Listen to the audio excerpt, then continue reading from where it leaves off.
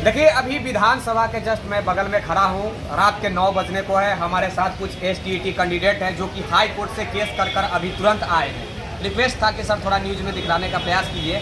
मैं देख रहा हूँ कि आजकल नियमावली 2023 को लेकर काफ़ी ज़्यादा विवाद चल रहा है। कुछ लोग कह रहे हैं आंदोलन होना चाहिए, कुछ लोग कह रहे हैं कि केस होना चाहिए। तो आज भैया केस भी हो गया है। आखिर ये केस 1 से 2 महीना में सॉर्ट आउट हो जाएगा या फिर 2 से 4 साल लगेगा, इसके ऊपर हम बातें करेंगे। क्या कुछ आगे मुद्दा निकल कर आती है, हम बंटी जी से। 2023 नियमावली आई है, तब से विवादों में चल रही है और विवाद के बाद एक उम्मीद जताई जा रही थी कि बहालियां जल्द ही हो जाएगी। दूसरी तरफ केस की उम्मीद जताई जा रही थी कि कुछ लोग केस करेंगे। दूसरी तरफ ये भी एक प्रश्न उठ रहा था कि आंदोलन होगा या नहीं होगा। हमारे बीच अभी STET क्वालिफाइड कुछ स्टूडेंट है जिनसे हम बातें करेंगे। ये लोग आज केस भी दायर कर दिए हैं पटना हाईकोर्ट में। कैसे कैसे क्या कुछ हुआ, क्या डिले हो सकता है, कितना समय लग सकता है, इसके बारे में बात करेंगे। बंटी जी हमारे साथ है, बंटी जी बात करेंगे। बंटी जी, केस करने की क्या नौबत आ गई? क्या भैया केस कर दिए? केस करने से तो लगभग 3-4 साल और आपको लड़ना पड़ेगा। सबसे पहले 4 साल लड़िए। सबसे पहली बात आपकी भाई, आप हमेशा से STET हो, CTET हो, BTET हो, सबको कवर करते रहे और आज भी आप आए हैं कवर करने। आपके साथ आपकी सहयोगी टीम भी आई हुई है। मैं आपको बता दूं, इस सरकार की रणनीति आपको पता है। सरकार ने जिस तरह से हम लोग के साथ छला और लगातार 4 साल इन्होंने बोला था कि हम नियुक्ति की प्रक्रिया करेंगे, नियोजन करवाएंगे, लेकिन नियोजन ना करवा के इन्होंने क्या किया, कहीं ना कहीं एक नया नियमावली थोप दिया। नया नियमावली में क्या थोप दिया? BPSC थोप दिया। BPSC में क्या थोप दिया? इसने निगेटिव मार्किंग थोप दिया। निगेटिव मार्किंग के साथ साथ इन्होंने 2 पेपर थोपा। एक पेपर में ये बोल रहे पहले क्वालिफाई आपको करना पड़ेगा, उसमें भी निगेटिव मार्किंग था। लेकिन इधर देखे अतुल प्रसाद जी का कॉन्फ्रेंस में उन्होंने बोला कि पहले इसको पास करना होगा, उसके बाद सेकंड पेपर जिसमें निगेटिव मार्किंग। और मैं बता दूं, बिहार के अंदर में कोई भी एग्जाम देख लीजिए, फेयरनेस एग्जाम नहीं होता है। और इस एग्जाम के पहले भी आपको पता है स्टेट 19 में कई बार ऐसे हुए कि 2 एग्जाम 3 एग्जाम इस तरह से होते रहे। पहले 2 बार ऑफलाइन एग्जाम हुआ। 19 के विधानसभा इलेक्शन में जब स्टेट 19 का आया हुआ था, उसमें इन्होंने दो एग्जाम लिया। उसके बाद 2 एग्जाम लेने के बाद इसके बाद एक नया एग्जाम फिर 2020 जब विधानसभा का इलेक्शन प्रारंभ हुआ, उसके मिड पे सितंबर में इन्होंने एक ऑनलाइन एग्जाम लिया। उस एग्जामिनेशन को भी हम लोगों ने बाहर दूर दूर से आकर, जो 250-225 किलोमीटर, खुद भागलपुर से आकर पटना में एग्जाम दिया। अच्छा बंटी जी, मैं एक प्रश्न ये पूछना चाह रहा हूँ आपसे, क्या केस से डिले नहीं होंगी? ये मैं पूछ रहा हूँ। देखिए, एक बात बता देता हूँ, सरकार आप सरकार की नीति को आप समझिए। आप भी लगातार कहीं ना कहीं आवाज को बुलंद किए हैं। आपने हमेशा से सीटेट बीटेट के अभ्यर्थियों के साथ, स्टेट के अभ्यर्थियों के साथ आवाज को आपने हमेशा हर मोड़ पे आपने उठाया है। आप इस बात को समझिए। आप जब जाते थे कवर करने के लिए, क्या कोई सरकार ने ये बात बोला था कि हम BPSC से एग्जाम लेंगे? कभी ये बोला था कि एक नया आयोग हम गठित करेंगे, नए प्रक्रिया में सारे अभ्यर्थी को धकेलेंगे? हमको एक बात बताइए, आप तो लगातार पटना में रहते हैं, पटना में कैंप करते हैं। कई सारे मीडिया घराने के लोग, यही मंत्रिमंडल के लोग, कैबिनेट के लोगों से आप मिलते रहे, नीतीश कुमार जी से मिलते रहे, लेकिन कभी इनका स्टैंड आउट क्लियर रहा? इन्होंने हमेशा बोला कि हम नियोजन करेंगे, नियुक्ति करेंगे, लेकिन आज तक बताइए 4 साल में इन्होंने जिस तरह से हम लोग को बहाली फंसाने के लिए जिस तरह से इन्होंने नया नियमावली थोपा है, आपको पता होना चाहिए। कोई भी नियमावली जब आता है पब्लिक डोमेन में उसको रखा जाता है, लेकिन इन्होंने किसी से कुछ नहीं चर्चा परिचर्चा किया। विधानसभा का सत्र भी हुआ, वहां पे भी इस मुद्दे और मांग को इन्होंने नहीं उठाया। आपको मैं बता दूं, आखिर विकल्प हम लोग के पास बचता क्या था? अगर हम न्यायालय की ओर ना जाते तो फिर कहाँ जाते? आपको पता है, आंदोलन कर सकते थे। आंदोलन करने के मूड में अब अभ्यर्थी नहीं है। एक तरह से इस बात को समझ लीजिए। आंदोलन तो हम लोग लगातार 4 साल से किए ही, लेकिन आंदोलन का प्रतिफल क्या मिला? आंदोलन का प्रतिफल यही मिला, हम लोग के ऊपर में लाठीचार्जेस हुए। सचिवालय, यही सचिवालय थाना था। आपको पता है कि हमारे 4 साथी को 1 महीना 10 दिन के लिए जेल में रख दिया गया। आपको पता है कि सचिवालय में मैं घेराव कर रहा था, आगजनी हो रही थी, वहां पे मैं हॉस्पिटलाइज हो गया, मुंह से ब्लड मुझे आ गए, मैं जिंदगी और मौत से जूझ रहा था। वहां पे भी उन्होंने एक अपना ट्वीट कर दिया शिक्षा विभाग के उसमें जो वर्तमान जो मंत्री थे विजय कुमार चौधरी जी, के हम नियोजन करेंगे, नियुक्ति की प्रक्रिया करेंगे। 26 का लेटर 12 मार्च को इन्होंने साझा प्रेस कॉन्फ्रेंस करके बोला था सबकी नौकरी पक्की। और एक बात बताइए, 21 जून को फिर उन्होंने 3 सब्जेक्ट के साथ 106 विद्यार्थी के साथ पूरा रिजल्ट रिवाइज करता है, वहां से ये विवाद शुरू होता है। और 26 का इन्होंने लेटर दिया। मैंने कभी भी लेटर वेटर नहीं मांगा, मैंने कभी भी एग्जामिनेशन प्रक्रिया के बारे में नहीं मांगा। मैंने हमेशा मांगा कि नियुक्ति की प्रक्रिया प्रारंभ कीजिए, नियोजन की प्रक्रिया को प्रारंभ कीजिए। लेकिन इनका नीति और चाल और चरित्र को पकड़िए, इस सरकार के चाल और चरित्र को पकड़िए। नीतीश बाबू खुद सेंट्रलाइज नहीं है। आज 2007 से जो ये नियोजन कर रहे हैं, लगातार सरकार में थे। मैं पूछना चाहता हूं, क्या नीतीश कुमार जी उस समय तक ये संज्ञान नहीं? 1 मिनट सर, एक प्रश्न। आपकी एज अभी कितनी हुई है? 38 साल हमारी एज हो गई है। 4 साल और इंतजार अब करना पड़ सकता है। एक बात बताइए, क्या लगता है कि बिहार सरकार ये बहाली 4 साल के अंदर में कर देगी? 4 साल तो ऑलरेडी, आज इलेक्शन के मुहाने पे क्या जरूरी पड़ गया बीपीएससी लाना?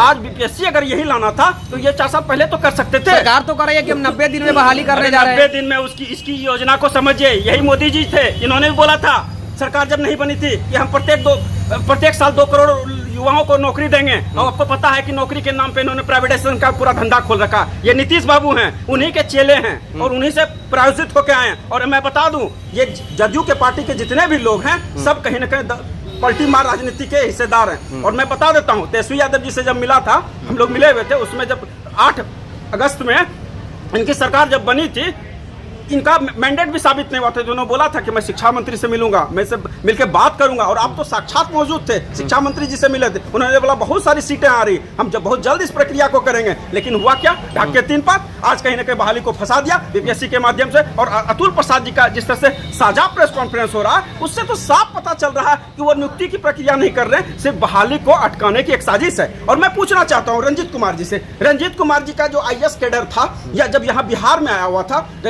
जब वो प्राथमिक निदेशक थे, 26 का लेटर जारी हुआ था, आज क्यों उनको गुजरात कैडर भेजा गया? अपर मुख्य सचिव संजय कुमार को क्यों जाना पड़ा सेंट्रल? आज बीसीबी के अध्यक्ष आनंद किशोर के मुंह में टिप पॉइंट लग गया है, क्यों नहीं कुछ बोलते हैं?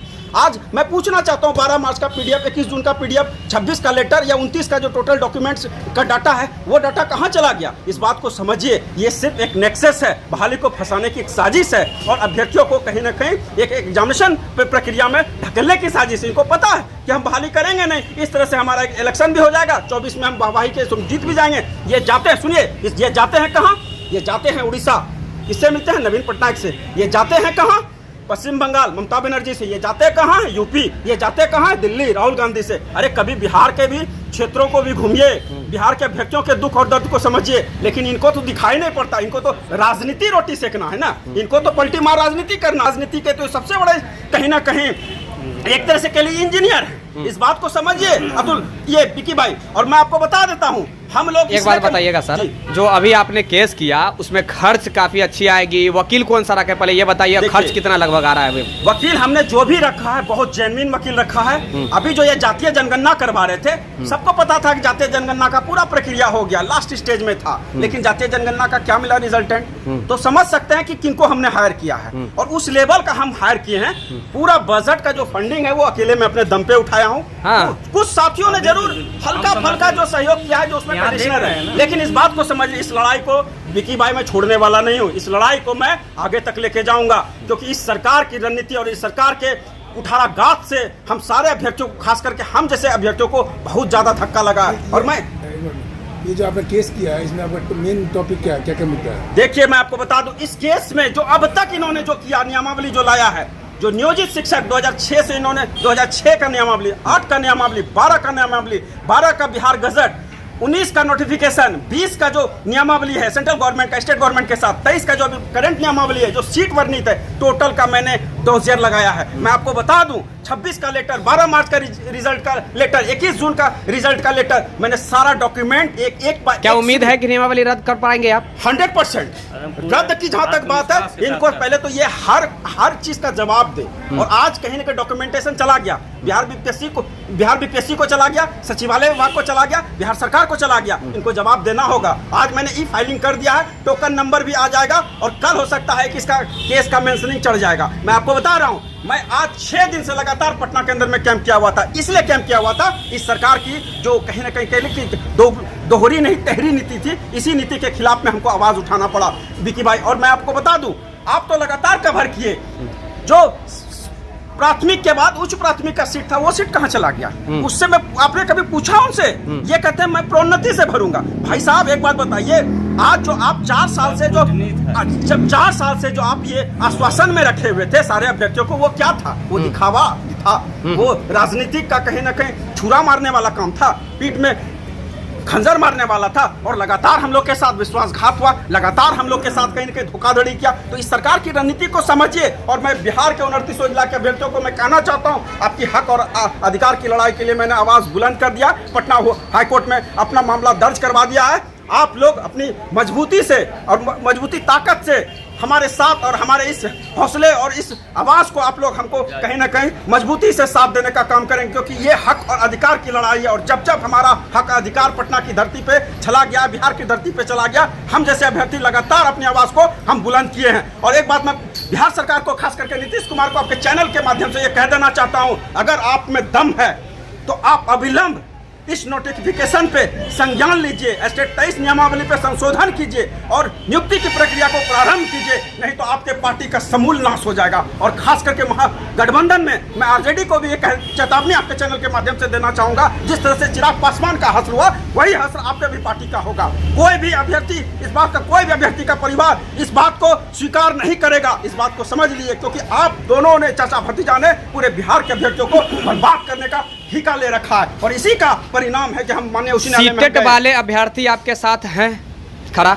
देखिए, अभी तक तो जो आ रहा है विश्वास, हमको पूरा विश्वास नहीं, पूरा यकीन है कि सीटेट के साथी भी कहीं ना कहीं आवाज को बुलंद कर रहे हैं, हाई कोर्ट में जा रहे हैं। लेकिन हम हमारे साथ, मैं आपको बता दूं, स्टेट के बहुत सारे अभ्यर्थी हमारे साथ हैं, हमारी ताकत है और इस ताकत के साथ हम आगे बढ़ रहे हैं। और हमको पूरा यकीन है कि स्टेट के साथ साथ हमारे सीटेट के भाई बंधु भी, बीटेट के भाई बंधु भी लगातार हमारे साथ कहीं कहीं संपर्क में रहेंगे और आवाज को कहीं ना कहीं हम दबने नहीं देंगे। एक सवाल है, आप केस कर रहे हैं, अगर इससे पहले आपके केस के प्रोसेसिंग से, फाइनल प्रोसेसिंग होने से पहले ही सरकार अगर ज्वाइनिंग देना शुरू कर दे, वो अपना सरकार तो फिर क्या कीजिएगा? तब क्या कीजिएगा? देखिए, एक बात मैं बता दूं, जो कोर्ट का जो प्रोसीड होता है उसमें आपको बता देते हैं, माननीय उच्च न्यायालय तुरंत स्टे लेगी। प्रधान शिक्षक में क्या हुआ, इन्होंने नोटिफिकेशन जारी कर दिया, 2 दिन के बाद ये मतलब पूरा प्रक्रिया फुलफिल कर दिया और 2 दिन के बाद इनका स्टे लग गया और आज तक स्टे लगा हुआ है। एक बात समझ लीजिए, ये दांव पे जो लगाया है, ये जान के लगाया है कि अभ्यर्थी इस तरह से मजबूर कर दे, इस तरह से मेंटली टॉर्चर कर दे कि उसको न्यायालय के शरण में जाना पड़ेगा। और ये इंतजार भी कर रहे हैं, इस बात को पंडित जी आप चाहते क्या हैं? हम 100% चाहते हैं कि स्टेट 90 के साथ जस्टिफिकेशन हो, सीटेट के साथ जस्टिफिकेशन हो, बीटेट के साथ जस्टिफिकेशन हो, नियुक्ति की प्रक्रिया प्रारंभ हो, ये एग्जामिनेशन का ढकोसला बंद करे। अच्छा, एक मिनट, सरकार अगर बीपीएससी के थ्रू एग्जाम ले रही है, आपको पेमेंट अगर नियोजित शिक्षक बना रही है, तो उसमें आपको क्या दिक्कत हो रहा है? देखिए, पेमेंट का जहां तक बात, अभी पूछिए, आप जाइए स्कूल में, क्या नियोजित शिक्षकों को पेमेंट ये हर महीना देती है, क्लियरेंस करती है? अपना तो सैलरी सारे विधायक एमएलए एमएलसी ने 35,000 इंक्रीजमेंट कर दिया और अभ्यर्थियों के साथ चलिए सर, क्या आप नियोजित शिक्षकों के लिए भी लड़ रहे हैं? एक तरह से कह लीजिए उसकी भी हक और अधिकार की लड़ाई को हम, अगर हम लड़ रहे हैं तो उनकी भी हक और अधिकार। नियोजित शिक्षकों के नेता से आप मिले हैं?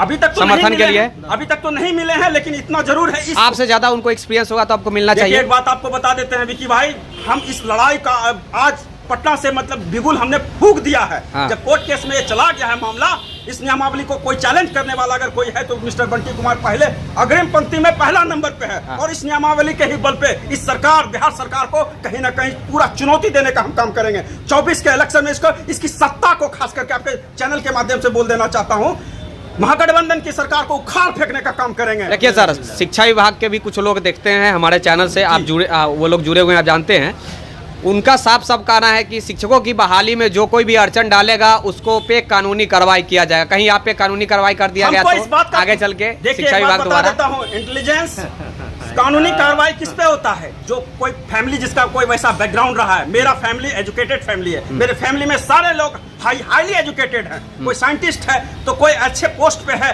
तो मैं बताना चाहता हूं अगर मेरा हक और अधिकार मारा जाएगा, मेरे फैमिली के लोग थे जिसमें सुप्रीम कोर्ट से उनको आदेश मिला 34,500 में, मेरी एक हमारी सिस्टर थी, एक हमारा भाई था, 2003 का जो पहले का बिहार एसएससी का बीपीएससी से लिया गया था, उनका पटना जोन का रिजल्ट रोक दिया गया था। यही माननीय उच्च न्यायालय ने 21 लोगों का हक और अधिकार में 2007 में फैसला सुनाया। तो हम कैसे कह सकते हैं? और ये जो सरकार बोल रही है, ये थोपने वाली और डराने वाली राजनीति से हम लोग डरने वाले नहीं हैं। और न्यायालय